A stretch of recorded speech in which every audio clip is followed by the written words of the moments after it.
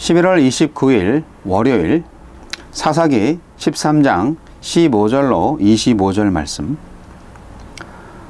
마노아가 여호와의 사자에게 말하되 구하옵나니 당신은 우리에게 머물러서 우리가 당신을 위하여 염소 새끼 하나를 준비하게 하소서 하니 여호와의 사자가 마노아에게 이르되 내가 비록 나를 머물게 하나 내가 네 음식을 먹지 아니하리라. 번제를 준비하려거든 마땅히 여호와께 드릴지니라 하니 이는 그가 여호와의 사자인 줄을 마노아가 알지 못함이었더라. 마노아가 또 여호와의 사자에게 말하되 당신의 이름이 무엇이니까 당신의 말씀이 이루어질 때에 우리가 당신을 존귀히 여기리이다 하니 여호와의 사자가 그에게 이르되 어찌하여 내 이름을 묻느냐 내 이름은 기묘자라 하니라. 이에 마노아가 염소 새끼와 소제물을 가져다가 바위 위에서 여호와께 드리매 이적이 일어난지라. 마노아와 그의 아내가 본즉 불꽃이 제단에서부터 하늘로 올라가는 동시에 여호와의 사자가 제단 불꽃에 휩싸여 올라간지라. 마노아와 그의 아내가 그것을 보고 그들의 얼굴을 땅에 대고 엎드리니라. 여호와의 사자가 마노아와 그의 아내에게 다시 나타나지 아니하니 마노아가 그제야 그가 여호와의 사자인 줄 알고 그의 아내에게 이르되 우리가 하나님을 보았으니 반드시 죽으리로다 하니 그의 아내가 그에게 이르되 여호와께서 우리를 죽이려 하셨더라면 우리 손에서 번제와 소제를 받지 아니하셨을 것이요 이 모든 일을 보이지 아니하셨을 것이며 이제 이런 말씀도 우리에게 이르지 아니하셨으리이다 하였더라. 그 여인이 아들을 낳음에 그의 이름을 삼손이라 하니라. 그 아이가 자라매 여호와께서 그에게 복을 주시더니 소라와 에스다올 사이 마하네단에서 여호와의 영이 그를 움직이기 시작하셨더라. 아멘. 내 이름은 기묘라. 여호와의 사자는 자신의 이름을 묻는 마노아에게 기묘자라 알리며 기적을 경험하게 하십니다. 약속대로 태어난 삼손에게 여호와의 영이 임합니다. 하나님은 어떤 분입니까? 하나님의 사자를 알아보고 아무것도 묻지 못한 아내와 달리 그를 선지자로 생각한 마노아가 음식을 대접하겠다며 이름까지 물어보자 하나님은 사자를 통해 자신의 이름을 기묘라 밝히십니다. 하나님의 신비를 인간의 이성으로 담으려고 허둥지둥하는 마노아에게 이미 그의 가정과 나라에 기묘한 계획이 시작되었음을 알리신 것입니다. 그가 해야 할 것은 식사 준비가 아니라 인간의 이해보다 크신 하나님의 신비에 반응해야 하는 그런 예배여야 합니다. 하나님이 살아계신다면 왜? 하며 납득할 수 없다는 우리의 여러 물음에도 여전히 주님은 기묘라 대답하실 것이고 기묘로서 동행하실 것입니다. 하나님은 마노아가 드린 제물을 통해 이적을 보여주십니다. 제단의 불꽃이 하늘로 올라가게 하시고 여호와의 사자도 그 불꽃과 함께 올라가게 하십니다. 하나님을 본 자는 살 수 없음을 아는 마노아는 두려움에 떨며 탄식하지만 이름조차 기록되지 않은 그의 아내는 하나님의 의도를 깨닫습니다. 하나님은 보면 안 되는 것을 보게 하셔서 그들을 죽이려고 하신 것이 아니라 먼저 그들을 찾아오고 만나셔서 인간이 가늠할 수 없는 하나님의 계획을 보이심으로 그들의 가정과 나라에 생명을 주려 하신 것입니다. 우리에게도 하나님의 얼굴이자 이적 그 자체이신 예수님이 찾아오셨습니다. 하나님은 새 일을 시작하십니다. 아들을 낳으리니 라는 약속대로 마노아 부부로 하여금 아이를 낳게 하시고 이스라엘을 구원하기 시작하리라는 말씀대로 삼손에게 복을 주셔서 구원의 여명이 시작되게 하십니다. 죄와 압제에 빠져 있으면서도 구원을 요청할 줄 모르고 거짓 평안에 취해 미동도 하지 않는 이스라엘을 위해 하느님의 영이 삼손을 붙잡아서 움직이게 하십니다. 이 움직이다라는 단어의 원 의미는 휘젓다, 소란케 하다이므로 삼손을 통해서 이스라엘의 구원의 소란을 일으키기 시작한 것입니다. 성령께서 평안이 아닌 격동을 주시더라도 죄에 무감각하고 주님의 일에 갈급할 줄 모르는 우리의 삶을 뒤흔들기 위해서라면 기꺼이 그 소동의 시작을 수용해야 합니다. 주여, 이해를 초월하여 역사하시는 하느님의 구원을 바라며 무슨 말씀에든지 순종하게 하소서. 마노아가 여호와의 사자에게 이름을 왜 물어봤을까요? 마노아는 하나님의 사자를 알아보지 못하는 영적으로 무지하고 둔감한 상태의 사람이었습니다. 그래서 이름이 뭐예요? 이름을 물어보는 것은 어떻게 보면 존재가 뭐냐는 것에 대한 물음이잖아요. 그러니까 너 내가 누군지 몰라? 그런 거죠. 그런 기분 나쁘다 하는 그런 느낌이 있었을 수 있어요. 여호와의 사자에게 말이죠. 그래서 여호와의 사자는 나는 기묘자다, 그렇게 말씀을 하셔서 더 아리송하게 만듭니다. 어쨌든 그렇게 이름을 가르쳐 주신 것은 마노아 부부를 통하여서 이스라엘에 기묘한 일이 일어날 것이다 라는 암시가 있긴 하지만, 여하튼 기묘라는 말을 영어로 된 성경을 보면 beyond understanding 이라고, 이해를 넘어간다, 그러니까 이해를 못한다는 얘기죠.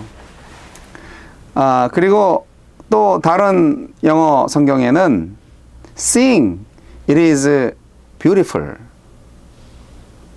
아니면 seeing it is secret 뭐 이렇게 나와요. 그러니까 그냥 신비로운 거죠. 모르는 거죠. 그러니까 이름을 안 가르쳐 주는 거나 마찬가지네요. 왜 그랬을까요? 그게 중요한 게 아니니까요. 나를 섬기는 게 아니라 하나님을 섬겨야지 이 사람아. 그거를 가르쳐 주시는 거죠. 아니 뭐 그렇게 다 알고 사셔야 돼요, 여러분? 세상에는 몰라도 되는 게 너무 많아요. 근데 사람들이 지식을 숭배하는 것 같아요. 뭐라도 하나 알고 있으면 아유 참 너 그런 것도 알아? 천재네. 그렇게 생각하는데요. 몰라도 되는 거를 모르는 게 지혜로운 거고요. 알아야 할 것을 알아야 하는 게 참 지혜자입니다. 하나님에 대한 지식을 갖고 있는 것은 정말 필요한 거죠. 그런데 몰라도 되는 거를 굳이 알려고 또 알고 있어서 오히려 피곤한 사람들이 너무 많다는 생각이 저는 드는데요. 세상의 80%, 90%의 모든 인간의 학문이 그거 몰라도 되는 거 아닌가라는 생각이 들 정도로 사실 쓸데없는 지식으로 넘쳐나는 시대를 살고 있어요. 여하튼 마노아는 선지자의 이름을 부르면서 제가 잘 모시겠습니다, 그런 마음이었겠죠. 뭐 순수한 마음일 수도 있는데 여하튼 하느님의 사자를 알아보지 못했다는 영적 무지, 그거는 지적받아야 마땅한 부분입니다. 하나님에 대한 지식, 여러분 하나님은요 호기심의 대상이 아니라 경배의 대상이에요. 하나님은 예배를 받으실 분입니다. 마노아가 여호와의 사자를 선지자로 오해하고 그에게 음식을 대접하려 했고, 그랬더니 이제 아니 번제를 바칠 거면 하나님한테 바쳐야지 하면서 기적이 일어나죠. 네. 음식이 그냥 불로 확 타버리면서 하늘로 올라가죠. 올라가면서 그 여호와의 사자도 같이 올라가 버립니다. 엄청난 기적이죠. 얼마나 두려웠겠어요. 불이 확! 여러분 저 휘발유에 불을 붙여보셨나요? 휘발유는 휘발성이 굉장히 강해서 휘발유에 성냥불을 갖다 대는 동시에 뻥! 하고 그렇게 터지는 것처럼 불이 붙어요. 흔히 말하는 석유, 등유는 좀 다르죠. 등유는 후루룩 이렇게 붙어요. 경유는 뭐 참고적으로 불이 안 붙어요. 발화점이 낮기 때문에 성냥불로 경유는 직접 불이 안 붙습니다. 근데 이제 등유나 휘발유는 잘 붙죠. 그래서 휘발유, 즉 가솔린을 사용해서 불을 붙이는 사람들은 굉장히 조심해야 됩니다. 펑! 하고 터져버리니까. 근데 그런 것처럼 어떤 모습인지 모르겠지만 그렇게 훅! 불이 붙고 하늘로 올라갔다. 아주 뭐 멋진 장면이었을 것 같아요. 하지만 두려움의 장면이었죠. 마노아는 이제 우리가 하느님을 봤으니까 우린 죽었어 라고 탄식을 할 때 마노아의 부인이 아니 우리를 죽이려면 처음부터 우리한테 그렇게 말씀하시지 않았겠죠. 그렇게 이제 영적으로 성숙한 그런 답변을 합니다. 그래서 이름도 나오지 않은 마노아의 부인이 남편 마노아보다 훨씬 영적으로 성숙했다는 것을 알 수가 있습니다. 부인들을 무시하시면 안 돼요. 우리 남자분들 부인들의 그 영성을 무시하시면 안 돼요. 자, 하나님께서 드디어 이스라엘에게 사사를 세우셔서 구원하시려는 그 시작을 알리셨습니다. 13장부터 사사기 13장부터 삼손 이야기가 시작되는데 삼손 이야기가 제일 깁니다. 사사기에서. 12명의 사사 중에서 삼손이 가장 큰 사사였다고 볼 수 있어요. 삼손의 이야기는 무지 많습니다. 그래서 오늘부터 이제 삼손 얘기를 할 텐데 입다 사사 이후에 30년 동안 이스라엘의 평화가 있었죠.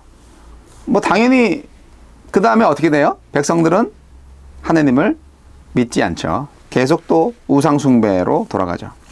그래서 하느님은 삼손을 이스라엘의 구원자로 예비하셨어요. 근데 이제 좀 특별하게 네가 아들을 낳을 텐데 그 아들은 나실인으로 구별해라. 그런 계시를 주셨습니다. 이 삼손 잉태 고지가 여러 가지로 의미하는 바가 있어요. 이게 성경에서 잉태하지 못하는 여인한테 잉태하리라 하는 그 고지를 주는 것, 그런 하나님의 계시가 주어진다는 것은 정말 특별한 일입니다. 그 아이가 약속의 씨가 돼서 하나님의 역사를, 하나님의 구원 역사를 이루어 갈 것이다 라는 그런 중요한 인물이 될 것이다 라는 계시죠. 그래서 그 이전에 그 비슷한 예가 있죠. 누구죠? 아브라함의 아내 사라. 사라가 이미 태가 끊어져서 할머니가 됐는데 아이를 낳았잖아요. 그러니까 불가능을 가능케 하시는, 상상도 못할, 인간은 도저히 상상조차 할 수 없는 일을 하나님은 하신다. 그러니까 너희들은 하나님을 잘 믿어라. 그런 의미죠. 그렇기 때문에 이렇게 잉태하지 못하는 마노아의 부인이 잉태할 것을 계시받았다는 것은 굉장한 영적 의미가 있습니다. 그리고 이 하나님께서 범죄한 백성 가운데에서 삼손을 나실인으로 세운다는 것은 장차 이스라엘의 거룩한 구속자가 그 이스라엘의 아들과 청년 중에서 나온다는 것이죠. 뭐 좋은 일이죠. 근데 이제 나실인은요 엄격한 계율을 지켜야 돼요. 술을 먹으면 안 돼요. 절대. 그리고 머리도 깎으면 안 돼요. 예. 구별되기 위해서 하는 거죠. 어쨌든 지금 30년 동안 평안화가 되다가 이제 우상숭배를 하면서 지금 블레셋한테 아주 이스라엘이 힘들어 하잖아요. 40년 동안 블레셋이 이스라엘을 괴롭혔습니다. 그런데 그 블레셋의 압박 기간 동안에 삼손이 활동하기 시작한 것은 후기 20년이라고 볼 수 있어요. 삼손이 20살이 돼서부터 이제 활동을 시작했다는 것인데, 그러니까 지금 마노아의 부인한테 삼손이 아직 태어나지 않았잖아요. 그러니까 지금부터 20년 동안 블레셋의 압박은 계속된다. 이런 거나 다름이 없어요. 아이고야.